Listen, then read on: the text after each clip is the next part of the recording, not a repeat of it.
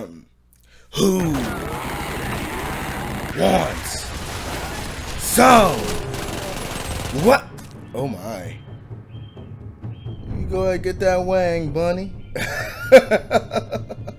Yo, what is up, guys? It is your boy JayDubbs here with Shadow Warrior 3. And I just gotta say, this game, oh God, this game makes me want to clean my fucking pants. This game is just as creative and unique, and maybe even just as fun, maybe even, dare I say, more than Doom Eternal. Hey, what's going on? Hey, I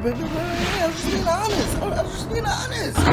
Wait. So, today, we are back here with Shadow Warrior 3. And this is going to be a Day 1 No 1 Someone review. Day 1 being, maybe you should go and get this as soon as you hear this review. Someone being, it's going to be for a niche community. It may not be for everybody. And no one being, this game is trash. And you should just throw it out and not even think about it ever again. So, let's see if Lil Wang was able to slice up the competition. And let's just see how much Wang we can handle. And just for a disclaimer, the gameplay I'm going to be showing is going to be for the hard difficulty. I played the whole game on hard, first playthrough. I'm not even bragging, I'm just letting you guys know that that's what the difficulty of the gameplay that you're going to be seeing is what it's going to be on, so you can kind of gauge how the NPCs work and how the NPCs react and everything like that, and so on and so forth. So let's jump into it. Into a sword fight. Whoopsie. So here we are again, back in the world of Shadow Warrior, diving deep into this post-apocalyptic world with our hero, Lil Wang, once again trying to save himself as much as he's trying to save everybody else. And he is still the same wisecracking ninja that we all know and love, making all these pop culture references. I mean, just about 5 minutes in, he makes a reference to the Hall of Justice, which is really cool. There are some caveats with the game. There are some issues that I will get into later. But for now, I just want to focus on things that I've noticed, things that I saw when I first started playing the game, and then as I went through it. I did play this on PS5 and PC. Unfortunately, my graphics card is kind of messed up right now. I might have to get a new one. So I can't even figure out what's wrong with it, but I wasn't able to record any PS5 gameplay, so it's all going to be on my PC. But I can still talk about it and go over things that I experienced as I was playing the game. And I played both of the games pretty much to near completion on both PC and PS5, so I can talk about both.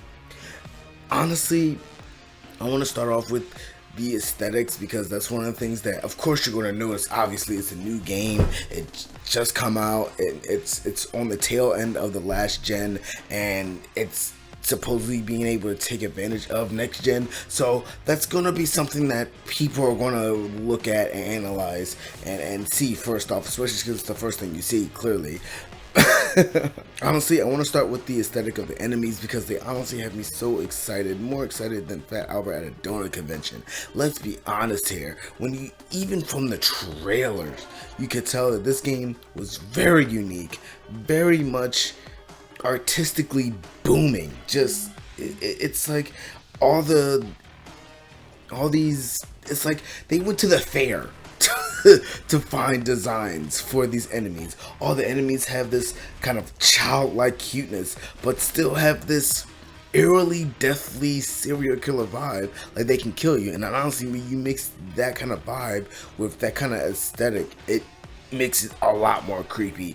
I mean, you had demonic slinkies bouncing everywhere, laughing at you. They wanted to smear your blood and guts all over the wall like it was their favorite fetish. It was just really interesting to see how they managed to create their own unique aesthetic within the FPS abstract genre, because you know Doom Eternal did such a phenomenal job at doing that, and even games like Bright Memory Infinite, which are lesser known, did a really good job of doing that. So it was nice to see Shadow Warrior's take on this the third time around, making it interesting, making it feel unique from the two previous games. Next, I want to talk about the aesthetic of the weapons. The weapons are beautifully made. They they look so beautiful. Each one has its own etching and own design that makes it feel unique and really not only true to WANG, but just true to the culture that it is taking from. I mean, honestly, I love the design of the sword, one of my favorites, because it has an exaggerated demon dragon fin on the back end of it, and it kind of reminds me of the Nabusa Kage from the first game. When you finally merge the swords together, it kind of gets a demon fin, but it's not actually engraved and etched, carved out of the back, but it's just a design on the back of the blade, but it's still reminiscent of that, and I find it really cool. Even the circular dragon on the helm is really cool with the design, and I think my favorite designs are probably the pistol, the shotgun, the shuriken spitter. That is really cool. I think those are some of my favorite, and then of course the samurai sword, really nice. And how can I talk about aesthetics? How can I talk about aesthetics without talking about the gore weapons? Oh my god, this has been made as a staple in the game, and it's really amazing how even you thought the main guns were really beautiful and really creative. The gore weapons take it to a whole nother level. Not only are the animations unique for each enemy that you kill, you get a different kind of gore weapon each time, and they're all, not only are they all unique, they're all very much applicable and plausible and have a lot of utility. Most of all, you know, sometimes you have a lot of flashy things in games that just don't do much, but each enemy, when you glory kill them, they serve a specific purpose. Even the grunts, even you'll be near the end of the game, you know, you'll be fighting waves of enemies near the end of the game where they really turn up the difficulty, and you'll sit there and say, I don't need to finish a level 3 boss for a level 3 gore weapon. I need that level 1. Because that is its unique purpose and trait is what you're going to need for that specific situation. It is really well done. I love that. And also it creates a tactical realm of the arena while you're going around doing things, because you're thinking, alright, if I have this much energy to do a finisher, who do I need to finish? What kind of situation am I in? How is this going to impact the rest of the waves and how I go about it? It is really cool. I know I talked a little bit about gameplay with this, and I'll get more into the gore weapons later, but fun fact is that the gore weapons have actually been in the games since Shadow Warrior 1. The Shadow Warrior 1, they had a gore, a demon heart, and they had a demon's head, and if you killed certain demons, they would drop a demon heart, which would kill enemies within a certain radius, and then the demon head emitted a laser that would just eviscerate everything in sight. So I think that it was really cool that they did that, because it kind of shows how much they went back to the first game for inspiration, because the first game was honestly the one that had the biggest reaction. I have so much love for 2. The way that they did the weapon system and the customization system for the weapons, you could pretty much make anything out of anything, and I love games like that. But it was just really lacking in story. You know, the weapons were cool, you could add elements to them, you could change their strengths, their stats, their perks, all that. It was all really cool, but it was just lacking in the story, and that's where I think 1 kind of shined a little bit more. And so because of that, they kind of went back to that one for more inspiration, and I could see them saying, hey, we had gore weapons in this, let's see if we can improve upon that, take that and carry that to 3 and really make it something that's really beautiful and cool. And I think they did that in spades with the gore weapons. Oh my gosh, so good.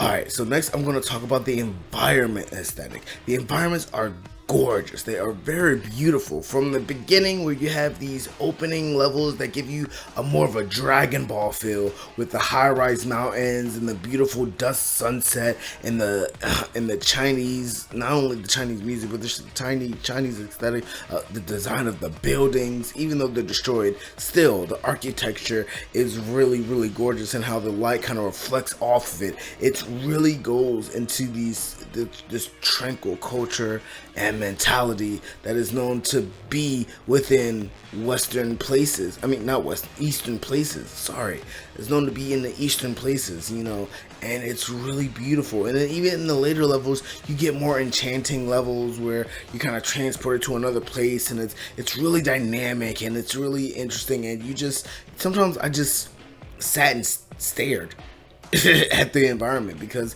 it looks really good, and I was like, wow, this is really when a game makes me stop and stare at the environment, it's beautiful. I love when a game can make you do that. It's awesome. You know, I love it. All right, now that we've got that out of the way, we are going to be touching slightly on the music, because I did say, you know, the music kind of helped with the tranquility of the environment, and I did mean that, and I do like the way the music goes with the game. It's not too intrusive. It's not something that is also feel like it's leaving more to be wanted, I would say, in certain aspects, where it's just like it doesn't feel like there's something missing with the music. Like, it doesn't feel like there should have been more sound, more dynamic. Everything fits, you know, everything fits along with what's going on in the game, and I really did appreciate that. And some parts of it have this like Chinese hip hop feel where it's just like, and you're moving and grooving, and it's really cool, and I really do appreciate that. I will give you a sample of some of the music of this game. Go ahead, take a listen.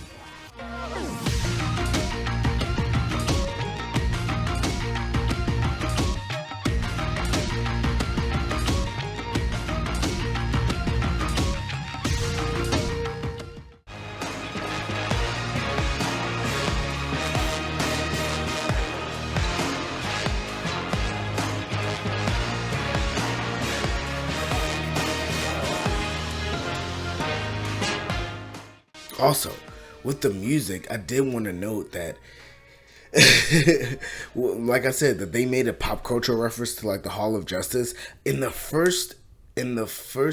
very first level. To me, it actually sounds like that they kind of made that. Lil Wang has this thing about being a hero, right? So I think that they made the first level music specifically kind of sound like the opening theme from The Flash, because Lil Wang has this thing about a hero, and he did make a Hall of Justice reference like 5 minutes into the game. Maybe an invitation to the Hall of Justice.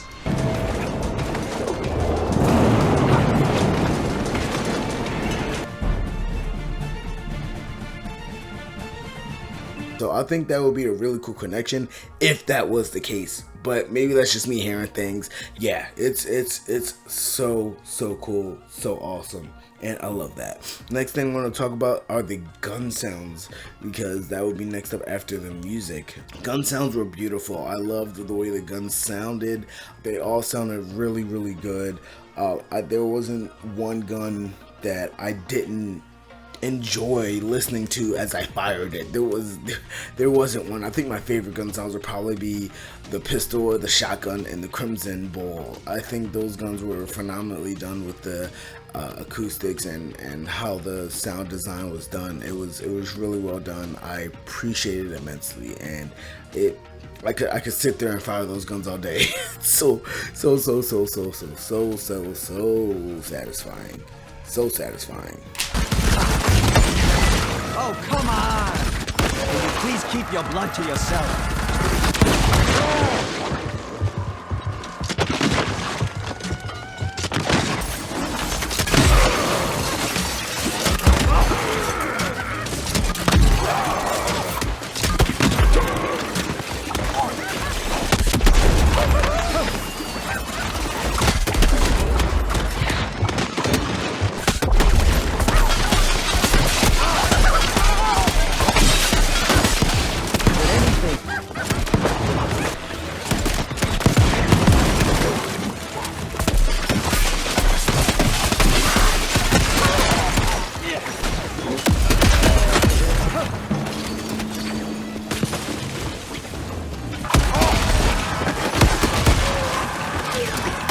Brings us to the gameplay, and performance. So performance was pretty smooth on the appropriate settings. I will say that when you start messing around with things like turning VCS off for higher frame rates and things like that, you're obviously going to get some screen tearing. You might get some lagging depending on how your monitor is or whatever display you're using. It is going to vary, but I will just keep it short and sweet and say that when you have the VCS on and you're doing 60 smooth, and this is for PC and PS5, it is very smooth with some exceptions. There were some times where I had a lot of enemies on the screen, and on the PS5 version it did lag a bit. It wasn't too much, and it wasn't game breaking, not at all. It was just something that kind of happened. And there were times on the PC where it lagged a little bit too, but overall the performance is really smooth. If you have the VCS on, it'll be 60 frames. I forgot to even mention that my PC is a 2070 Super i7 9700F with 16 gigabytes of RAM. It performed very well. I didn't expect to have any issues, and I really didn't. There were some issues with the game performing itself, but I'll get into that later.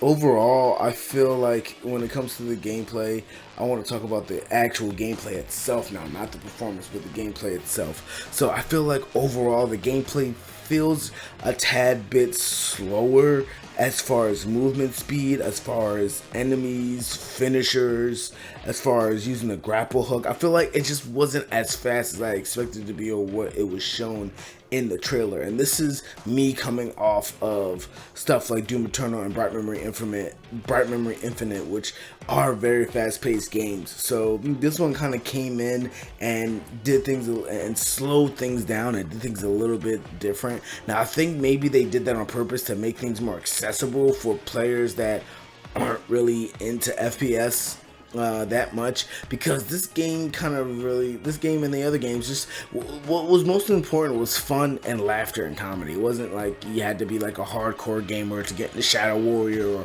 or a hardcore FPS player to get into Shadow Warrior. It was just really fun antics and going around slicing them demons. If you wanted to up the difficulty, you could, but if you wanted to just have fun and lay back and enjoy the antics of Wayne, you could do that. You could 100% do that.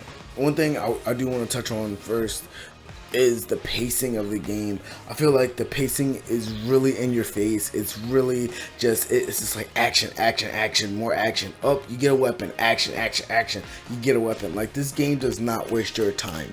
It does not waste your time, and I appreciate that. And disclaimer, yes, the game is a little bit on the short side when it comes to, even as far as FPSs go, it is a little bit on the short side, but I don't mind it because the game does not waste your time. It does not.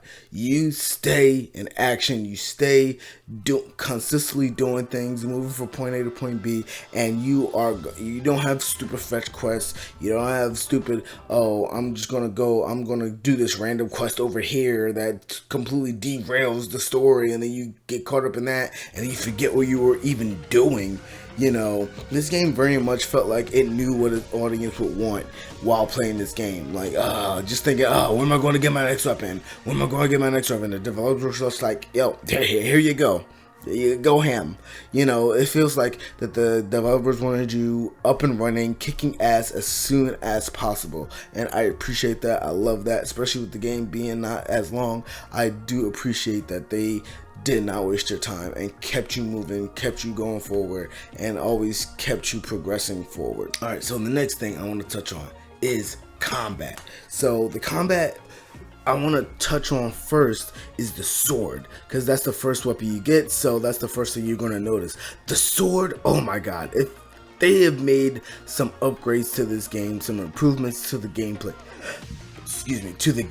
and it shows. The gameplay with the sword feels so much more tight, responsive than previous games. You have a lot more concise control and power with the sword, and the hit detection, while not perfect, is a lot better. Even when you're in quick movements, you're sliding around, you're wall jumping, you're still having a lot better hit detection with the sword than you would have had in previous games. It's amazing. The gunplay, while reminding me of a game that's not really that highly regarded, and that was Necromunda Hired Gun. The gunplay kind of reminds me of Necromunda, where it's like it feels so good to fire these weapons. The recoil, the impact, everything, the sounds. It feels so good, tight, responsive, fluid, and it more of course makes you feel like a badass. Also, I do want to add that there's something that they did add as far as gunplay and just combat in general. They added something extra, which is called the challenge system. So they added these challenges, and if you win these challenges or complete these challenges, you got in-game currency that goes towards your weapon upgrades and your physical upgrades for you yourself. And I did appreciate that, and honestly, because the weapon upgrades were all something that were very useful in combat, especially playing it on the harder difficulties. Same thing with the personal upgrades. They were all something that were very useful. Actually, 2 or 3 of them were very, very useful, but you had to upgrade up to those. So, and the ones in the meantime ended up aiding you in combat without you even knowing. I found myself constantly checking the challenge system to see if I completed this, am I on task to complete that, and I even went out of my way at some points to sit and grind a certain area until I got those challenges completed, so I could get more upgrades and become more powerful quicker. It was really interesting that they added that, and I like that they gave you a little bit of challenge with your combat, because then it opens you up to use new strategies that maybe you haven't done before or you didn't think you could do. There's some things that I was like, I'm not gonna be able to pull that off, and then I sat there and focused on doing it, and I did it. It was really good. It speaks to the creativity of the game, and honestly, it's really, really great. Also, the gold weapons are incorporated. That I said I was going to touch on those again. The gold weapons incorporate that with the gameplay, where it's just like each new weapon, there's a different way to use it, and there's a different strategy on going about it, and so you always have to be on your toes so you can understand and know when the right time to use which weapon is when you have certain enemies around you. It gets really, really intense when you get to the end game, get to the end bosses, and so it all just feels really good to execute. Now that brings us to talking about the fluidity of the game. We talked about individual like swords, guns, gold weapons, but how does it all fit together into one package? So the mix of the sword and gun, back to the sword, back to the weapons, feels way smoother than the previous games. They actually, instead of having the sword on the weapon wheel, they made it a distinct button, which I feel like they did that just so you could have more fluidity and more ability to switch back and forth between weapons. Weapon switching is actually something that's possible on the controller.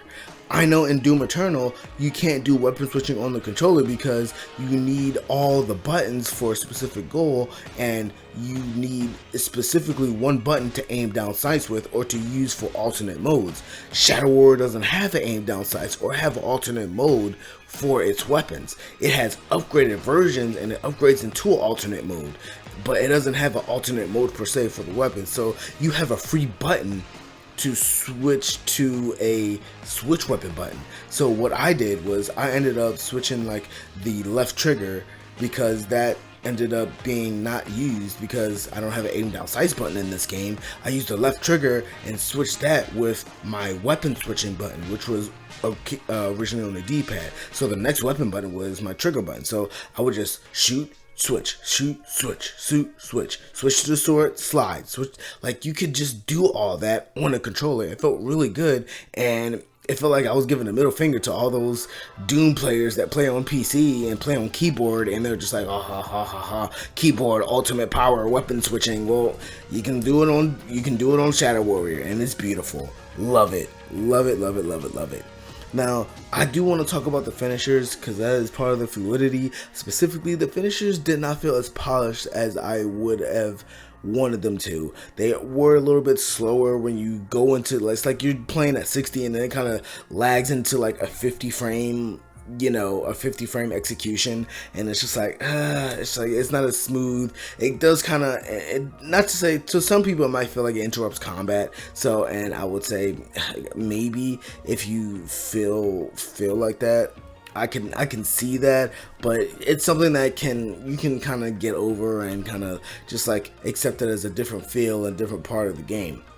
Next part about Fluidity I want to talk about is the overall flow of the game, and that includes cutscenes. So cutscenes are especially disruptive in this game, and this is one thing that I do have a gripe about with the game. I don't know why they did this, where it's just like you'll be doing parkouring or you'll be platforming or whatever, and then it just interrupts you with a cinematic cutscene that's playing at 30 frames. It's not even playing at 60, it's playing at half the frame rate, and so it makes it feel even more disruptive because you're playing at something and then it has to scale you back 30 frames for a second, and then sometimes it even lags within those 30 frames. So it can be very, very disruptive. I don't know why they did that, seeing as how the other two games, they had real-time first-person live action, real-time first-person cutscenes, and you were in first person, you just kind of went into the cutscene, you did what you needed to do, didn't change the frame rate, didn't have to do anything crazy, and then you went on about your day.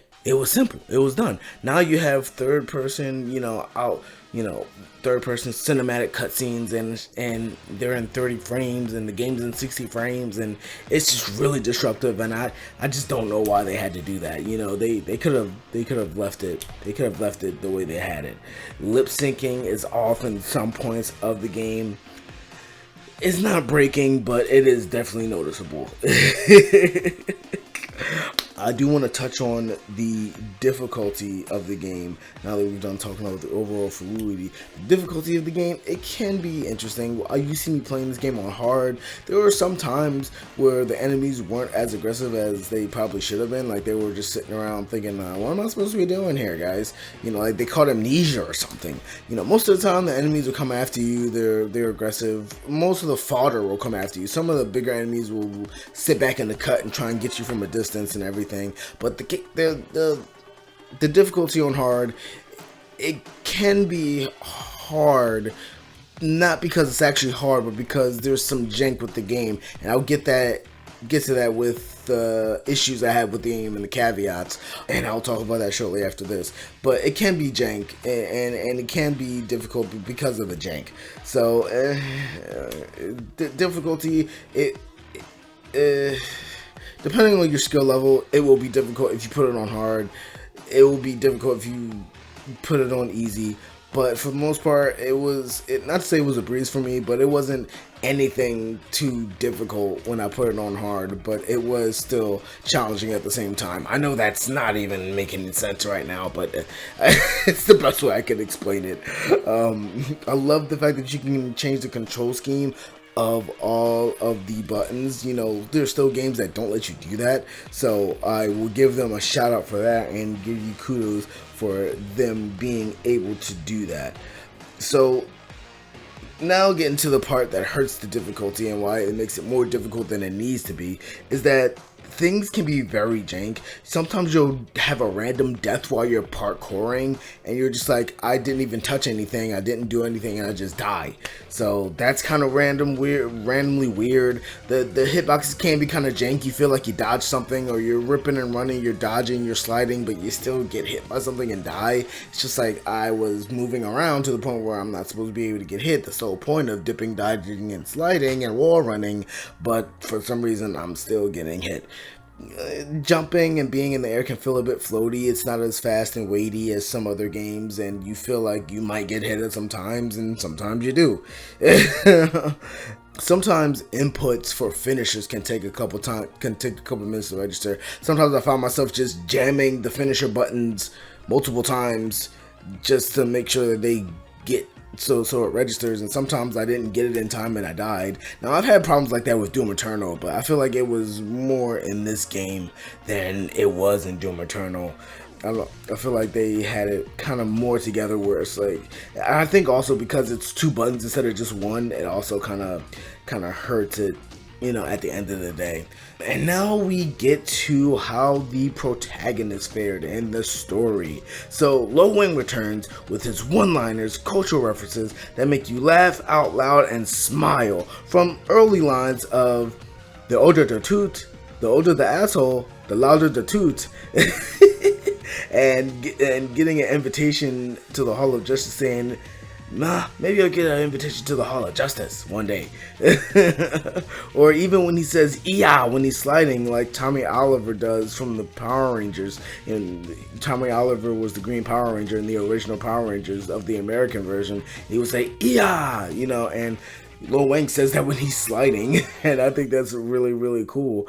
Lil Wang stayed true to himself, even though he may not be as discriminatory and be saying a lot of disrespectfully racist things anymore, but he's still very funny and very much a wisecracking asshole, and I appreciate that they were able to modernize him without taking away his personality. And they even throw in Easter eggs from the old games, like saying a sword is a personal weapon. Thought it was really cool. So, other thoughts that I want to say, closing thoughts, is that there are no bunny fucking in this game. How do you have a Shadow Warrior game and no bunny fucking? I don't understand. Devolver, Wild Hog, please explain this to me. I didn't see one bunny fucking in this game. I did not see one bunny. They were all just standing around like idiots, like they didn't know what they were supposed to do. Like they all got their dicks chopped off, like they didn't go to anatomy class. You know, like they don't know how to make babies. Like they don't know how they got here. It was disappointing to say the least. It was supposed to give it was helping to give the game character, you know. It really did. Other thoughts is I didn't even get to touch on this. Platforming was actually really good in this game. Actually, I think this is the one thing they did better than Doom Eternal. It was very forgiving. It was very much like a magnetic platforming where if you missed it by a little bit, it would still just connect you and you went up and did what you needed to do. I feel like that was really realistic, because especially in combat, you're wall running and stuff like that. Sometimes you're ripping and running and sliding, and you're not going to be the most accurate when you're trying to do something like wall running or whatever. And you might be in a rush, you might be an inch from death, you might be desperate, whatever the case may be. So I'm glad that they put that in there where it helps you, that magnetic feeling kind of helps you along and helps you get to where you need to go and how fast and how far you need to go to get there. So I really appreciate that. So on my final thoughts, my final thoughts is that this game, yes, it can be a little jank. Yes, it is slower and may at times feel like a unpolished Doom Eternal. And yes, some people even say that it's easier or too easy. But I mean, at the end of the day, maybe that's the point. Maybe that's the point. Maybe the point isn't for you to be sitting there sweating your balls off wondering if this cyber demon is gonna fucking kick my ass 13 times away from Sunday. Maybe the point is to just run around, ripping and running with a wisecracking ninja, making pop culture references, and slaying demons. Maybe it's not even about, maybe it's just about sitting back and having fun. Maybe they purposely made it easier because they realize if you're playing this increasingly difficult game and then Lil Wang says a one-liner, you're not going to be laughing. You're going to be stressed the fuck out because you're trying to figure out how to beat these enemies and how you're going to get past this part. But instead, they made it a little bit more laid back, a little bit more slowed down, a little bit more chill, just so you can truly enjoy what the game is really centered around. And it's Lil Wang's character. It's who he is and how he interacts with the world. You know, if you're in such a high stress rate, such a high stress level because of how difficult the game is, when he says a quip, you're not going to react to it the way you probably should, the way you would in a level state of mind. But if you're being a badass demon slayer and you're fucking shit up and you're killing enemies and taking their weapons and using it to kill them with, and then he says something funny as shit, you're gonna be like, oh my god, fuck yeah. You know, like you're gonna really vibe with it and roll with it. You know what I mean? And I think what the devs wanted was for you to walk away with a fun, funny, enjoyable experience that was fun and funny, and leave you saying, hey, I want to do that again. You know, honestly, I know that this game probably isn't on anybody's radar or isn't on a lot of people's radar. So objectively, I'm gonna have to give this a someone review. I mean, a someone, a someone review critique, because although it is a really great shooter, it's a really great FPS, it's a really great abstract FPS. It does everything pretty well. There are some unpolishings and there are some things that are unpolished about it, and things that were not the greatest. One being that there were a couple times where I got stuck in a part of a level because the game wouldn't let me move on, stuff like that, and then I had to restart the whole encounter all over again, stuff like that. It's still a really good game. It's still really fun to play. It's still really great to help you kill time. It helps you escape from your stress. Yeah, I can come home and play this game and have a good laugh, and Lil Wang will say something like, "Oh my god, that was so funny," you know, and it'll make me forget about the anger that I experienced today because some asshole wanted to try and curse me out, cut me off on the road, you know, and and I think it's really just a fun game for you to just help escape and laugh and have some enjoyment and just really take your mind off of things and really just escape.